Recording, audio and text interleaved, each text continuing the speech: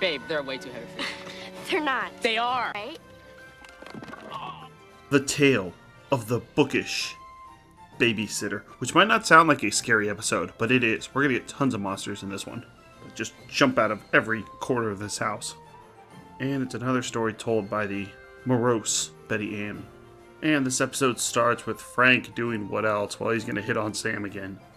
And get rejected. I hope this is a reoccurring theme throughout this series. It's happened once before, but this time Sam is carrying firewood and the big strong Frank goes up to her and says, "Hey, you're a woman, let me help you carry that firewood." But she lets him know she's not no little prissy girl and drops the firewood on his feet and hurts him, which is hilarious. I hope she continues torturing this guy.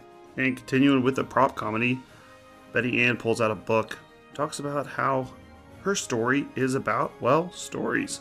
And if you get really into a story, you can become part of it. So our main character in this story is Belinda, who's dressed up like a witch, who's a very popular babysitter, but her methods are unorthodox, to say the least.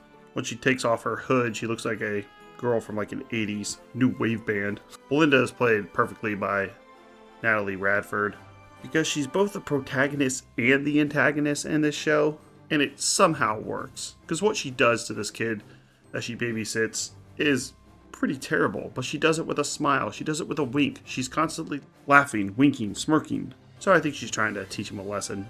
Natalie Radford was in Superstars Autumn, and an episode of The X-Files and Tomcat. She's babysitting a 12-year-old named Ricky who thinks he's really mature and doesn't need a babysitter because he's too cool. And this kid is bratty and he needs someone to teach him a lesson. And when Belinda first arrives in the room saying she's going to be her babysitter, Ricky's watching TV. Well, that's not going to do. Belinda loves reading, so she pulls out some books and makes a deal with him. If he can get through 5 minutes of these books, he can then do whatever he wants for the rest of the evening. This is where the story goes off the rails. It seems like if he actually did this, like read 5 minutes of the books, everything would have been fine. But he doesn't do this. He starts reading the books, then gets bored, then gets confused, then just walks off. So this starts the chain of events of monsters appearing at every corner because he didn't finish this book. And he goes into his bedroom and is playing some rip-off Game Boy. Doesn't look like it actually is a real Game Boy. I don't know how the rights to these series work. Maybe they couldn't actually show the Nintendo logo or something. And all of a sudden a knight comes out of nowhere and tries to chop his head off. Then he runs down the hall and he sees a cloaked figure ghost that is floating above him that is coming at him. Already we've got two things chasing him. This is off to a bad start. Well, a good start for us because this episode's great, but bad for him. So he goes back into the room with Belinda and she tells him that he has the ability to change his story and he needs to write an ending, but he's just not being very creative. There's actually a funny scene where one of the endings he chooses is he says that his character in this book just gets an Uzi and he shoots everyone.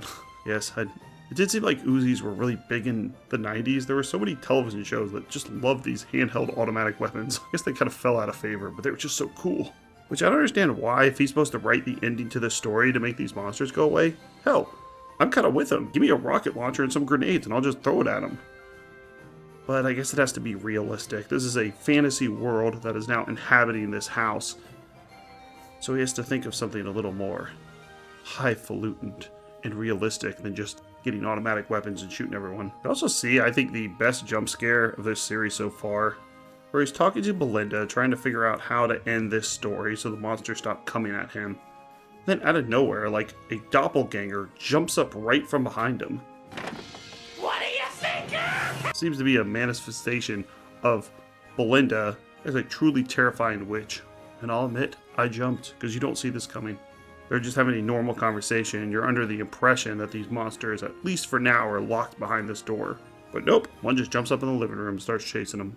So we have three things chasing him now: a knight, a ghost, then a Belinda witch. DJ McHale has said in interviews how the kids have to solve the problem for themselves. They can't be given the solution. And that's exactly what happens here. In fact, right now he has Belinda trying to push him towards giving a conclusion to the story. But he's about to be alone in a second.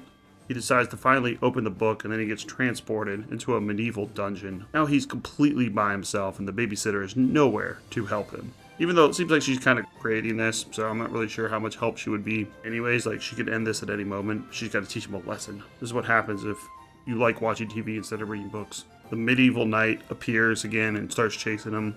And he defeats this knight by showing him his t-shirt. I don't really understand why that would do anything, but he has a t-shirt that says Severance on it. So he defeats the knight, and now he still has to deal with this Belinda witch. And I thought he would come up with an ending to the story, like he would say, okay, and I wave this magical wand and the witch disappears. But no, we get a cooler scene. He actually takes the knight's sword and actually slices the witch. We get to see green goo flow out of the wound on her stomach.